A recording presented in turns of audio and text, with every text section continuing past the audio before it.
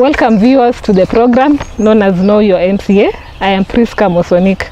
Today we have with us Hon.Erick Bett, also known as Watchman, from Kipchebor ward. Karibu sana mheshimiwa to the show. Welcome very much.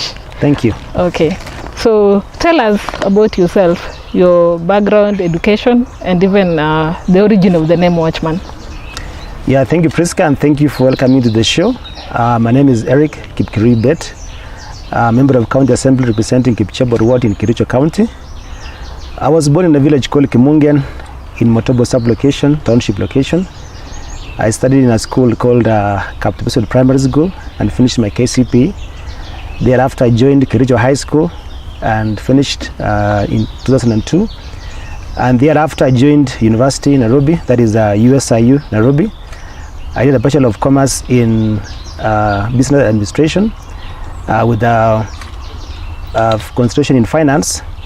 And thereafter I worked with KCB shortly before I joined G4S Company Limited, where I worked as a supervisor in charge of security until 2016, when I was the manager of G4S Kericho branch and ran for an MCA seat in 2017.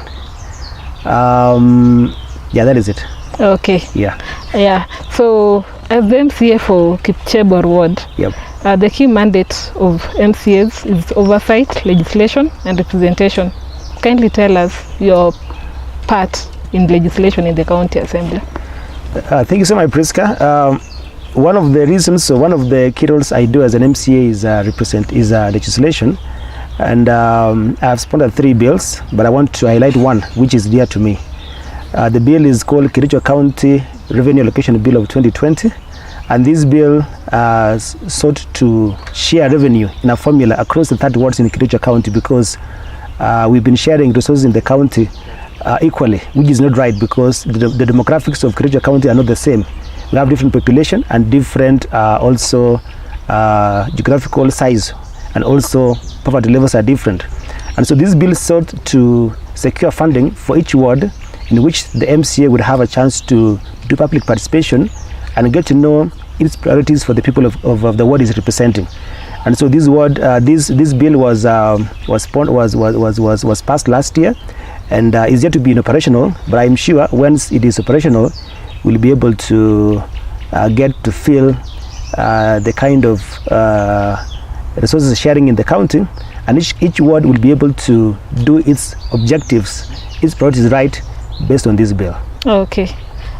With regards to representation and oversight, have you sponsored any motion to represent the people of Kipchebor ward? Tell us, if any. Yes, I've sponsored a number of motions. You know, motions are questions you ask in the floor of the house to solve a problem, because they are faster than legislation. Okay. And I've sponsored many motions, but I want to highlight one which also is a key one. There's one which sponsored last year, which was concerning the status of cabbage collection in Kericho town, whereby we had lots of cabbage not collected. And so in my motion I was seeking to compel the Department of Environment to come up with ways on ensuring that the town is clean. Kericho town was known to be the cleanest town before devolution. And so through that motion I compelled the Department of Environment, through the CC, to come up with policies which will ensure change the trend in Kericho town. And I'm happy because I've seen some changes through this motion. Mm-hmm. Yeah, that's one of them. Okay. Yep. With regards to oversight, is there any challenge that you are faced in terms of oversight, or the County Assembly, you could say, faces in doing oversight duty?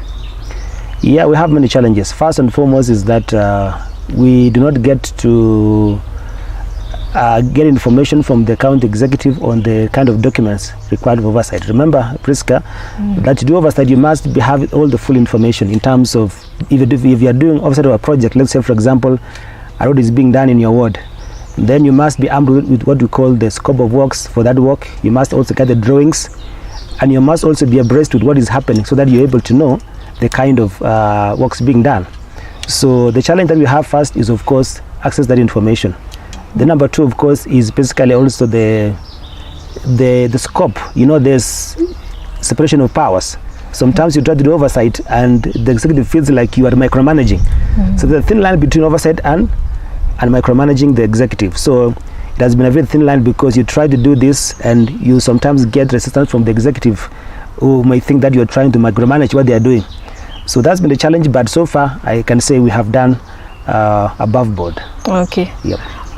In terms of committees, do you belong to any committee in the county assembly?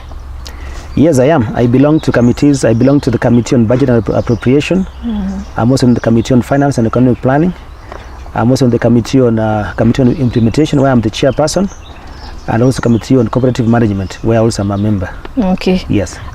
Particular about implementation, the Committee on Implementation. Yes. Kindly elaborate to us as the chair of that committee. What is your role?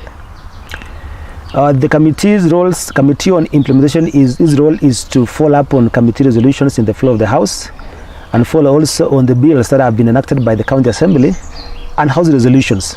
So this committee is to make sure that whatever the policies the House has passed has been fully implemented. So as a committee chair, and with my committee, we follow on all House resolutions. So we in our standing orders, we give the executive 6 months to implement all the House resolutions and the bills. And so this committee is very important, because we ensure that whatever the House has passed has been implemented, because you very well know, Priska, that you can pass so many laws, so many resolutions, but if there's no action, it is good as dead. So my committee is critical to the extent that I ensure that the executive really does what has been passed by the House. Yes. And we've done fairly. I can say we've done fairly in our committees. Yes. Okay. Yes. Just a follow up on that. Yes. You've said that sometimes some of the county assembly has passed bills, and maybe they have not been implemented. Is that within the mandate of your committee to make sure that the executive implements? Yeah, we make sure that they are implemented. Where they have not been implemented, they must give us a reason. Okay. And it's for my committee to ensure that why they are not implemented, we find the reason. If it's a budget constraint, then we report back to the Committee on Budget and ask them that this resolution is not implementable because of budget constraint. So we have to close each and every resolution of the House and see why it was not implemented, and with the reason, which must be well within the mandate of the House. Okay. Recently, about a week ago, you brought to the floor of the County Assembly a motion seeking to bring to account the executive about the health situation in the county. Kindly elaborate to us about that motion. Yeah, thank you. Over the last few months, we have had challenges in the health department. There have been no supplies of drugs and supplies in all our hospitals, be it level 3 up to level 5. And so outcry from the people of Kericho. And so as a legislator, we saw that the executive was sleeping on the job. And so the mandate given out to us by the standing orders is that you can raise a motion. And so I sponsored that motion to bring into light, to find ways of mitigating this risk of our people suffering from the hospitals in the hospitals. And so the motion is sought to bring to an end the challenge in the hospital. So we sought the audience of the CEC in charge of health and finance, because there was push and pull of the two CECs on who is supposed to do what. And so the motion was seeking to ensure that the trend in hospitals is changed. And I'm happy to report that last week on Friday we had that discussion with the CECs and the CECs on Friday, and there's a roadmap to change the worrying trend of hospitals in Kericho County. So you see, through that motion, we're able to bring the entire CECs before the Committee of the whole House, where all the MCAs were able to engage the CECs and giving their own experience from where they come from, because all the MCAs were coming from different areas. So an MC will tell you from Cheplanget ward, we have this problem. So that motion was very key, and I can tell residents of Kericho County that in the next few weeks, we hope to see changes in far as in matters health is concerned. Okay. Yeah. Hon.Erick Bett, yes. A while back, you can remember there was a committee ad hoc that was formed to look into the senator's petition. Yes. Regarding oversight on certain projects that were incomplete in the county. Yeah. Tell us more about that report. Thank you. The ad hoc committee, and I'm happy, Priska, because I was also the chairperson. I don't know why I normally get such kind of titles, but I think because of my good work in the assembly. Oh, congratulations. So being the chair of the committee that was looking into Senator's petition, the petition was looking at the stalled projects in Kericho County, and many other issues, including COVID-19 funds, which were being mismanaged in the county. And so the committee was planning to look for answers of that particular petition of the senator. And I can say that we did our work diligently and outstanding orders objectively, and we came out with very serious recommendations for the county to do. And I can say that we were able to do it objectively, and though our recommendations were not were kind of not popular in the county, we dispensed our work and gave the report before the House and the Speaker, and then took action upon them, because we were recommending very serious recommendations, because we thought the county was not being managed well as far as stone projects is concerned, because these are taxpayers' money that has been used and they have not been able to show something good for the county. Same case with COVID-19 funds. I mean, we received COVID-19 funds, but we could still see that there were issues surrounding management of this pandemic, and that was one of the issues that the Senator raised in the petition. And again, there were recommendations concerning that. Okay, kindly tell us some of the recommendations in that report. Yes, some of the recommendations is that we wanted to hold people accountable who did not do due diligence. For example, as far as the stall project in Kipchebor, where there was a project that was done, stalled, the land was not paid for by the county. Yet the county built a plant for turtles. What we did was that we said, whoever recommended for building that house without buying the land must be surcharged. So in this case, there were CCs we recommended, there were engineers recommended for surcharging, because that was misuse of public funds. As far as COVID-19 funds, again, we also recommended also that the procurement officers in charge of procurement, who flooded the laws on procurement, must be held accountable. And so those recommendations are still with the Speaker's office, will be forwarded for further action. And I can say that that is, the recommendations were really dire. If anybody was to look into that recommendations, then people must be brought to book as we speak now, and such challenges must be addressed conclusively in a way that will change the trend in the county. Okay. Yeah. Just to ask, are you aware about maybe some of the projects that were raised in that petition, the current status? Are some of them completed, or they are still the same? No. Let me give you a good example of the one I said, the Kipchebor sweet potato plant. Yeah. It is still, in fact, the other day I passed there, and the owner still the land. Remember, we have a structure there. Oh, yes. He has still the land and planted maize. Right now, he's almost having that maize. Okay. So you can imagine a public, property built by the county in a land not bought by the county, and the owner, because he has not been paid that parcel of land, he has gone to build, he has gone to tow the land, and because he's saying literally it is his land. Yeah. So anytime, even if he is going to destroy that building, the county can't do anything to him, because it is his private land. He has not been paid even a single cent, and yet the county has built a building there for the farmers. So it is actually serious violation of procedures of procurement. That's why I say that people must be brought to book because of that. Okay. What about Chebulu and Chebulu Conservancy? The same thing again. I mean, the owners of that land have not been paid. So if you go to Chebulu again, you'll find the same kind of things, structures built by the county. But in terms of ownership, the land belongs to the people. No one was paid. So the owners there, of course, will also use the land, even the building, to do their own stuff, and nothing can be done because the land belongs to them. Okay. So serious violation of the law. Okay. So in your own opinion, as the chairperson of that committee, what do you feel that should be done so that Kericho County residents can get value for their money, considering that so much money has been put in those projects and yet they are not operational, and even part of it is that the county even does not own the land. So what do you think in your own opinion? In my own opinion, we have agencies in the government which can also deal into that. And so even in our recommendation, we would say that they should consider agencies like EACC, anti-corruption, and many others should come into this menace and look at it, because our mandate as an assembly was done through that report. And so we don't have the powers to go beyond recommending. So I think, in my own view, all these agencies in the law, in the Constitution of Kenya, must come and look at the report of the county assembly and follow up on the same, and also do their own independent investigation and hold people accountable, because I'm not a happy man as a chair who has tabled a report and none of the agencies has been able to come and take action on the same, because we have made recommendations and say this should be done A, B, C, and D. So I want to recommend to the agencies that they should come and look at those issues and do their own independent investigation and see if they can be able to hold people accountable, because at the end of the day, it is still the same problem. You can imagine,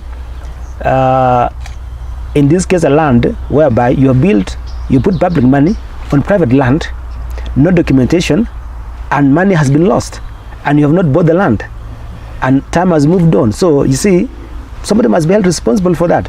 I mean, it cannot be just every day you can just go and build land in private property and say that no one is taking me to court. So I think, in my own view, the agencies are sleeping on their job, and they must be able to come on board and see what they can be done to ensure that that issue has been done conclusively. Okay. Back to your ward, Kipchebor. When you were elected as an MCA, Yep. you had some manifesto that Yeah. you wanted to achieve. So maybe you tell us, in a scale of 1 to 10, how far do you think you have achieved in your manifesto? A scale of 1 to 10. Yes. I'll say I will give myself a fair scale of 7. 7? Yes. Oh, okay. So maybe you can tell us, what are these things that you have achieved that you had set out in your manifesto? Well, like I said, my manifesto was one of the shortest. My manifesto was information empowerment and participative leadership. And of course, I also say that I'll sponsor some bills and do some laws in the county assembly. Okay. So I would say that having sponsored 3 bills, I'd say I have done fairly well, because I think I'm among the top MCAs in Kericho County who have sponsored bills. Number 2, again, in terms of motions and also the statements I've raised in the floor of the House, I've always been responsive as an MCA. Whenever members tell me there's a problem here, I quickly draft a statement or a motion and table it before the floor of the House. So in terms of representing my people, I have done fairly well. Maybe one area I'm still struggling was the issue of oversight, which I've told you before that because of this push and pull with the executive in terms of separation of power, sometimes you try to the extent that you feel like you're being denied information because the executive feels like you're overstepping your mandate. So that's one area I'm still learning and trying to improve my skills. But over time, I think I'll be able to bring my game up in terms of oversight. Okay. So on a scale of 1 to 10, I've given myself 70%, of course, with room for improvement in the next couple of months. So I'm sure by the time I finish my term, I'll be an A student. I'll be 80% and above. Okay. Then now maybe you could tell us if there's a statement you have raised. You've told us about the motion on health that you sponsored the other day. Now tell us about if there's any statement you've raised on the floor of the House. Yes, I have. The one I recall, the latest one I raised was the statement on concerning the status of the World Bank projects in Kericho town. We received World Bank money from the Ministry of Urban Planning to improve our town, and you see, these are grants from World Bank, and town being my area of jurisdiction, I could see they were doing their work shoddily in terms of the drainage structures in town. So what I did is that, because I'm not a member of the lands committee, I raised a statement with questions, having made impromptu visit and looked around. So I was able to ask a critical questions on how they are implementing the drainage structures. One of them is because the contractor was doing the work, had open drainages, and was posing danger for the people of Kericho town. And so I had to raise a statement and ask why the work was going very slowly, and why the contractor was not following the issues of safety procedures which are supposed to have been done in place. So that's one of the things I raised, and I'm happy because after raising my statement, the Committee on Lands was able to call the CEC and the Department of Lands, and they were able to address the issue. And because of my statement which I raised, there was a response. In a few weeks' time after raising my statement, there was work being done, and people of Kericho town were able to move freely without being exposed to any form of danger. That's one of the statements I raised. Okay. Yeah. Also regarding your ward, Kipchebor ward, which is majorly in town, there has been a problem with garbage. Yes. In different sites in town. What is the solution to that, or what have you done as an MCA about that?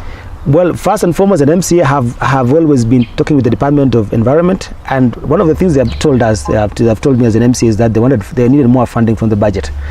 And I have made sure, because I sit in the budget committee, I made sure that anytime we're doing budget committee meeting, appropriation of funds, I made sure that we give them enough funding for the same, because they told me last time that we needed more funding because the town is growing and the funding was small. So one of the things I did as a member of County Assembly was to allocate more funding and defend before the budget committee where we do allocation of funds. And I'm happy because whenever I defend that report and give them, the committee has always given me a listening ear. So I've given them enough funding. Number two is that we've also asked them to draw a program and zone areas in town so that they can be doing collections every day. And so that is work in progress through the Committee on Environment, which my chair is doing the same. And we just need to push them a bit harder. And I'm sure with the funding we've given them now in the budget, they have no reason now not to deliver, because all along they've been telling us that they cannot be able to get enough fuel for collection of the trucks and all those kind of things. And I listened and they said, fine, I'll give you that budget, but you must deliver. So it's now time to push them to ensure that they deliver, because you've given them enough funding in the budget making process, and therefore we expect to see results in the next couple of weeks or months. If they don't do that, then I have a chance now to tell them, now you guys lied to me, therefore you are not doing the job, and probably I raise a statement or a motion, or even maybe think of something else which will be dire. Okay, the reason I'm saying that is because we have been seeing of late there's a lot of lying garbage across town. All right. Yes, so maybe I hope with that intervention we are going to get a better solution. Definitely. So back to the projects in your ward. Recently there was a road that was being opened from Kericho town to Nagacho through cereals. Yes. So tell us more about that road. What was the thinking behind opening that new road in town? Thank you, Priska. Now the thinking behind that road is that you see in 2018 or 2019 thereabout, just before COVID, we had a problem when we were doing the road connecting to Nagacho from the town, from Stadium. There was a problem when they were trying to fix the road near the bridge there, and there was no alternative route to access those parts of Mjini, Nagacho town, and also Motobo. And so there was no road you could access. You could either go all the way to Kisumu Road or even all the way to Brook to access the other areas. And so there was a small bridge there, a small footbridge, which I used to use long time ago when I was studying at Kericho High School. And so I got an idea and said, now, what if we were able to upgrade this footbridge into a bridge which vehicles can pass and make it wide? And so I coined the idea and said, if I can open this area and have a bridge here and do a road, then we could ease movement to the people who are accessing those sides of Nagacho and Mjini. So the idea came from that, and I said I was going to push for implementation of that, and I did that during the ADP. I made sure that it was captured in the annual development plan for that financial year. And last year, just during COVID, I put in the ADP for 2020-2021, and I pushed for its implementation. And I can say, Priska, that it was an answered prayer for most people in Kericho, because since independence or since time memorial, there has been no attempt at all to have that access, because it is a shortcut for people who are going to those sides of Mjini and Nagacho, and even for the students who are coming to learn in Highlands Primary School. It became an answered prayer. So I want to say that it was the best timing, and I'm happy because now I hold now the name, the legacy of being the first leader to initiate and implement. Okay. Thank you. Okay.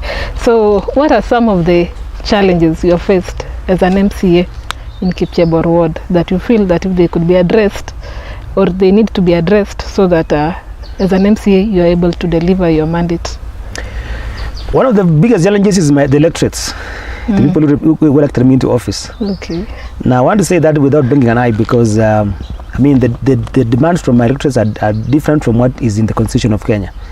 Why I say so is because as I do my mandate, they judge me on different platforms. For example, there are roles I do not do. For example, in security. For example, things to do with like even like maybe like last mile connectivity, or things to do with like Kenya Power, things to do with like insecurity, like alcohol abuse. As much as I would want to support them to drive these fights out of the world, there are people who have been given that mandate, like the chiefs, like the ward administrators, like the county commission, like the police commandant. And I always guide them to go and meet these people, but they kind of feel that because I represent them, I must represent everything, including even the work of the chief. I don't want to look like I'm the chief of the area, I'm the police commandant, I am everybody, because you see, at the end of the day, I can never be the policeman for the ward. Yeah, but you could liaise with the... I've been doing that. Okay. But you see now, as I liaise, also there are challenges because, you know, they can influence so much. So that's my biggest challenge because I always get busted by people and saying, MCA, you know, you've not done this, you've not done this. And because of the issues, they think that because I now become the MCA, I have all the answers. But notwithstanding, I've also, because of the pressure I've been getting from these people, I've been able to establish again the good work relations with the people, with these officers that are not under the county government. And I want to say that also helped me to improve a bit and also to be able to do something, get solutions for our people. But I've learned the hard way because I've been accused in forums, I've been forced to go and hold meetings with people, you know, and by doing so, I do not get time to do my work in the assembly. Okay. So you can imagine now I'm supposed to be doing a committee meeting in the assembly, but because people want me to go to have a meeting with the county commissioner's office on a certain issue, then I sacrifice my time to be productive in the assembly and do that stuff. Okay. Then the other challenge, of course, would be also the issue of resources which are not enough, because once you have done something, people expect you to do. For example, in terms of projects, once I opened that road from Mjini Nagacho, for example, people say, now we need tarmac. Yes, you've done this. We need tarmac now. So they say, no. Yes, you've done so, but now we need tarmac. But you see now, there are no resources to enable for us to do tarmac at this time around. So you see now the demands are great.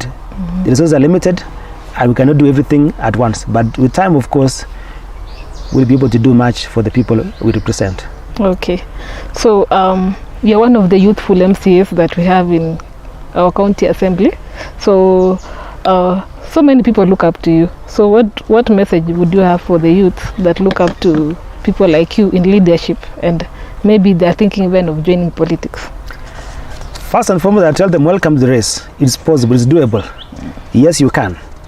There's nothing hard in politics. I came green, and I've learned it so far.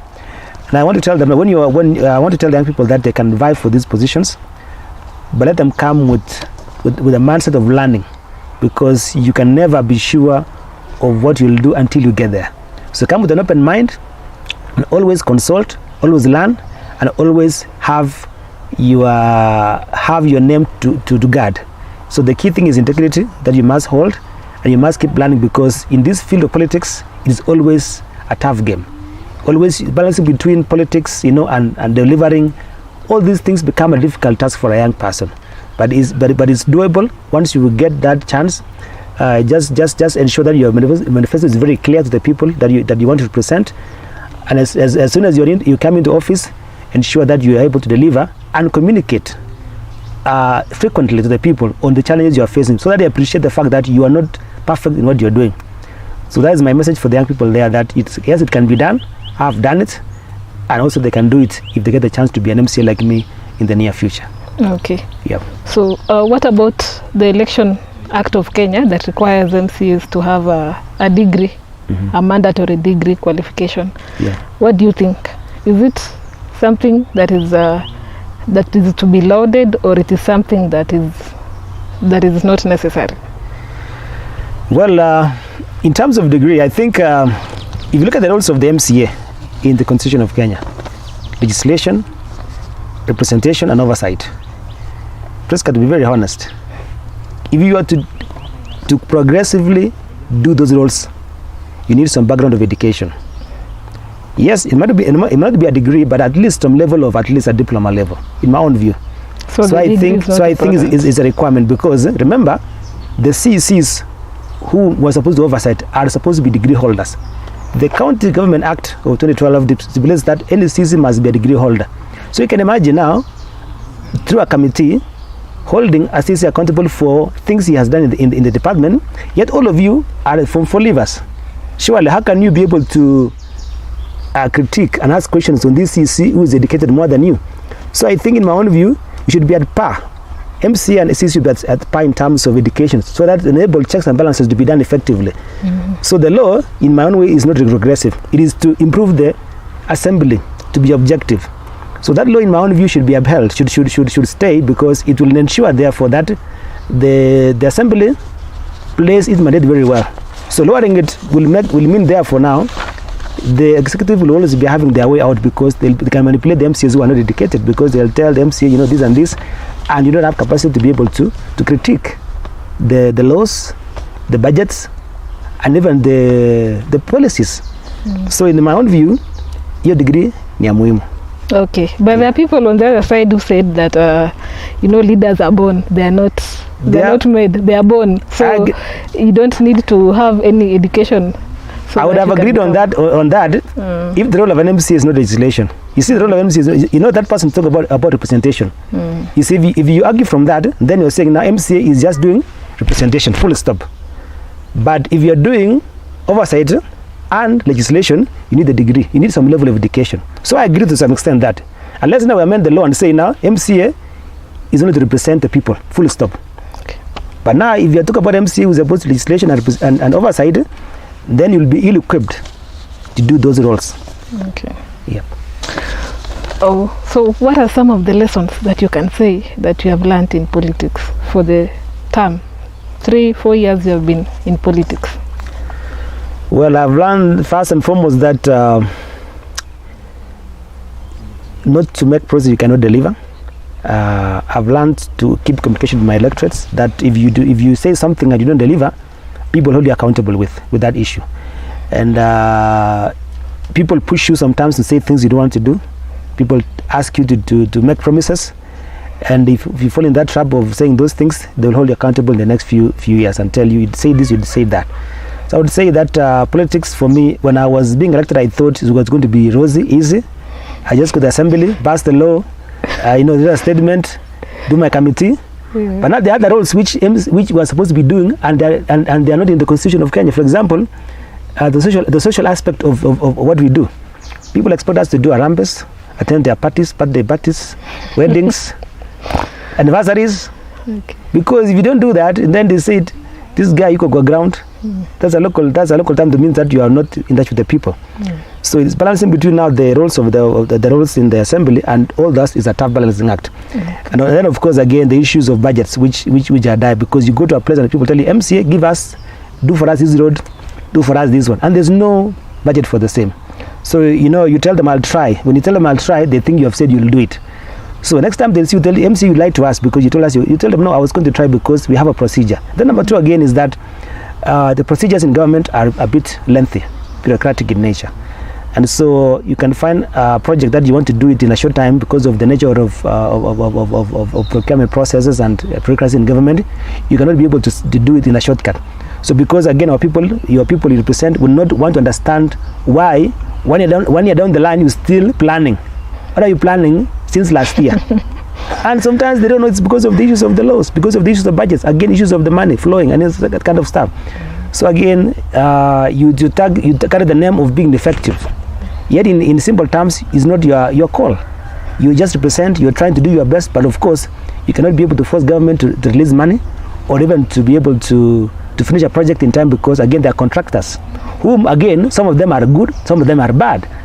So you can imagine now, you have gone to Oversight a project, started, and then all of a sudden the contractor disappeared. So when it disappears, they think that the MCA has separated the contractor. You're colluding, and maybe the contractor doesn't have the capacity. So they'll say now MCA must be aware of this contractor because he has disappeared. Again, to be able to cancel the tender and give to another person is a lengthy process again. So maybe it'll take another 1 year before you retender the process again. By so doing now, you carry the blame as an MCA, and people think now you're not doing the work diligently, you are not objective. But then again, the law is very clear. You cannot be able to marshal your power and manipulate everything because you are just doing your oversight.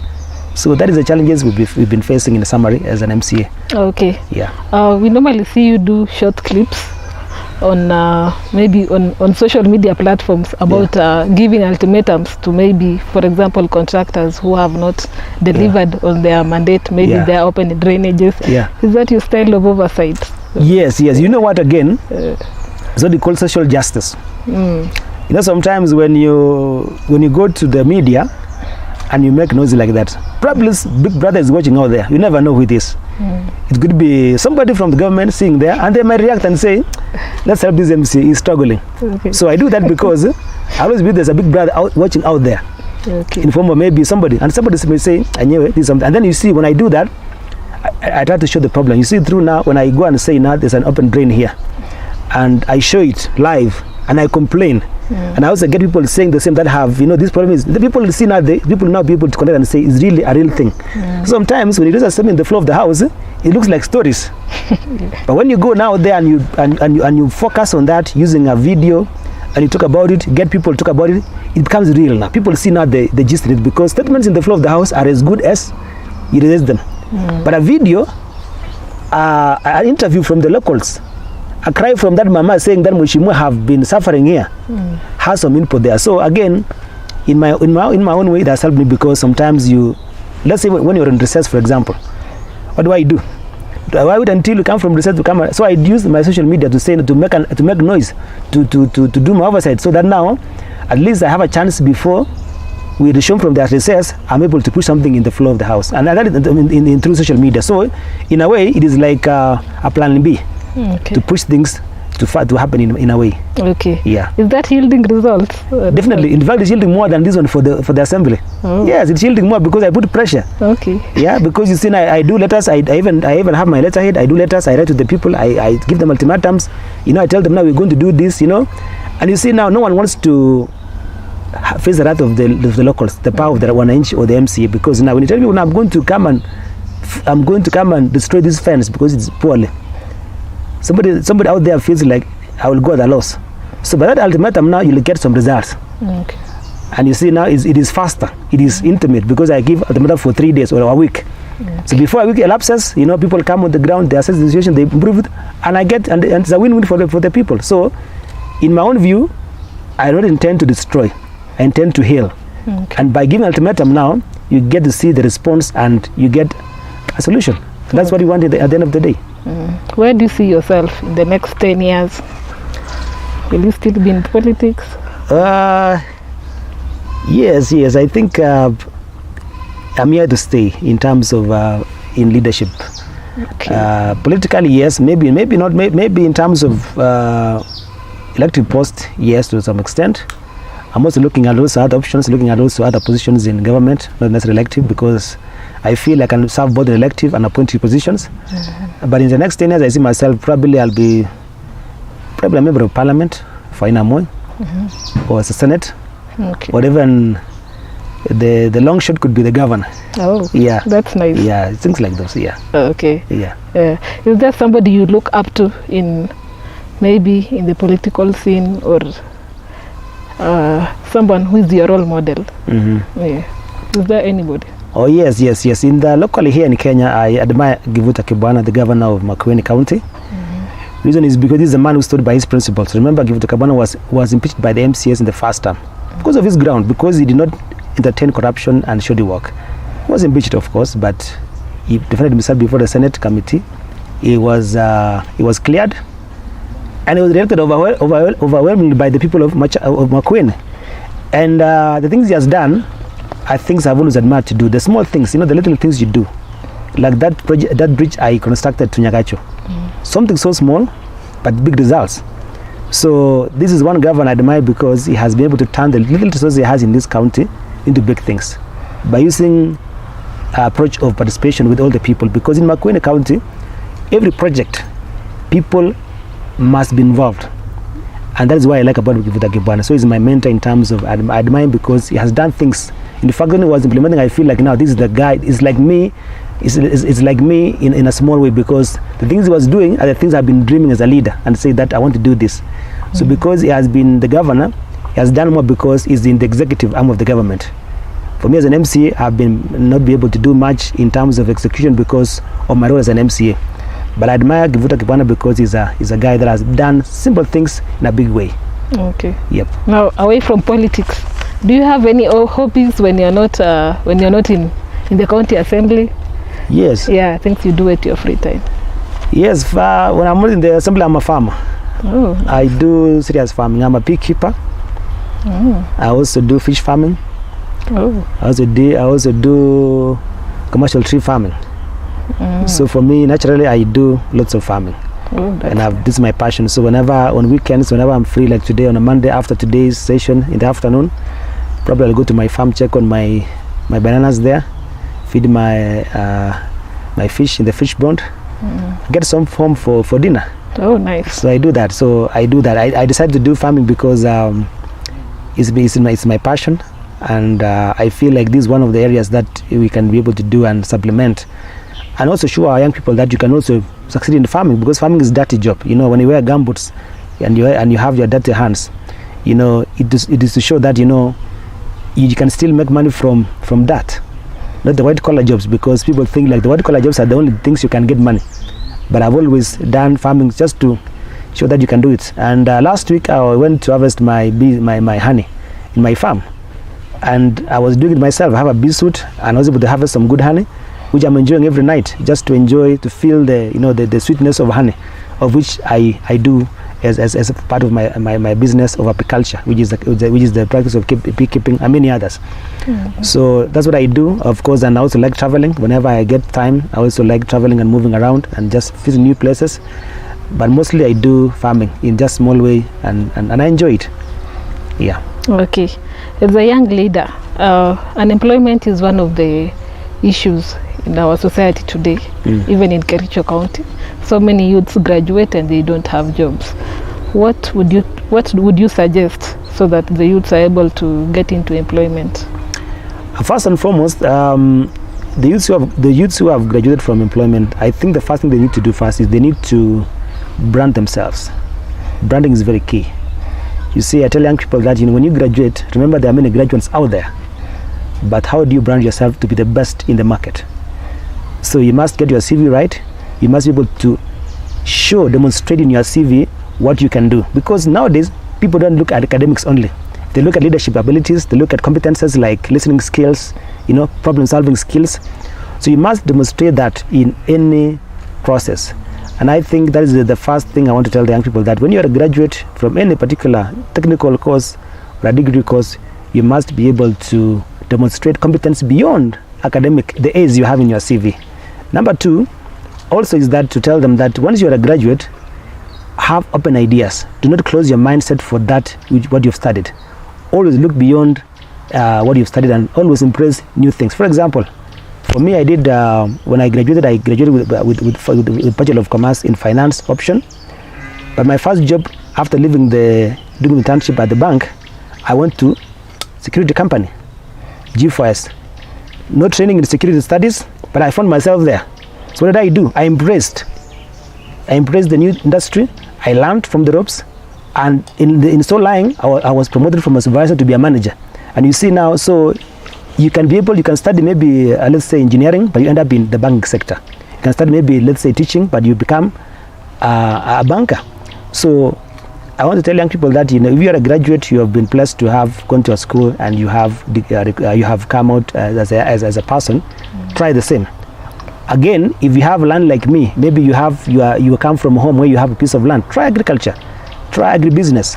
Just think big. You know, you never know, because some of these things you never know until you try them. So if you feel like you cannot be able to do so much in that, try even agribusiness in a way. Get dirty, try it out, and as you do that, you'll find you have a niche somewhere, and probably that's what God has put you to do.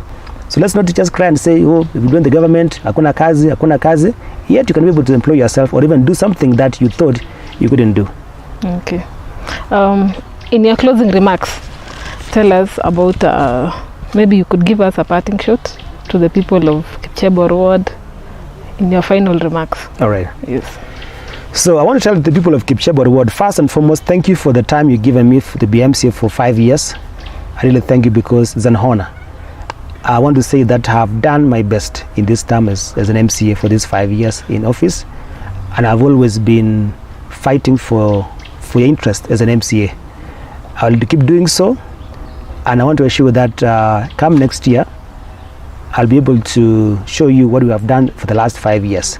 And even going forward, we shall be able to discuss more what we'll do for our ward. But I want to ask you that we may be able to do much together. Let's talk more. Let's get ideas coming on board. I want to tell you that come next year, we shall be able to demonstrate what you have done and even do more in the coming future. For the young people, for the people of Kericho County who are also in looking for the young people, I want to tell them that as MCAs, we have tried our best. we may have our own challenges. You might look at us who have not been effective as MCAs, but I can tell you that we have tried very much in the County Assembly of Kericho. We've passed many bills, we have raised many statements, we have done many motions, we have done many things which you might not be aware as a resident of Kericho County. But we have done this in the interest of our people. And therefore, we're pleading for your support going forward. Please come to the County Assembly once in a while. Come and look at what we do. Come to the Visitors Gallery. Come and see what the MCAs are doing. Or even follow us on Facebook. We have a Facebook page, live page called Kericho County Assembly. Log in there, follow us up there, see what your MCA is doing. Because, you know, whenever I miss a funeral in the village, maybe I'm doing legislation. So the question is now, would I rather be in a funeral or passing a law? The answer is very simple. Do what you're supposed to do. Of course, we'll try to balance both. So I want to ask the people of Kericho to really give us that fair criticism and look at what we're doing, and let them not look at just what we do in terms of contribution in Harambes and being in social functions. There's more we do in the County Assembly, and that should be appreciated by the people of Kericho County. So I want to welcome them to the County Assembly. Let them follow us on Facebook. Let them also come to the gallery and see what we do every single day. Every Tuesday and Wednesday, we have a session in the morning, in the afternoon. And for me, I want to tell the people of Kericho County and Kipchebor word that I've done your best, I've done my best. We can do more, even beyond 2022. Thank you. Okay. Thank you so much, Mheshimiwa, for your time. We truly appreciate, and we wish you the very best as you serve the people for the remainder of your term, and even as you plan for next year, maybe to defend your seat. Yeah, as the MCA for Kipchebor Ward. So thank you very much, and all the very best. Today we had Kipchebor Ward MCA, Honorable Watchman. Thank you for watching. Kindly subscribe to our YouTube channel, follow us on Twitter, and like our Facebook page, Kericho County Assembly. See you next time. I'm your host, Priska Mosonik.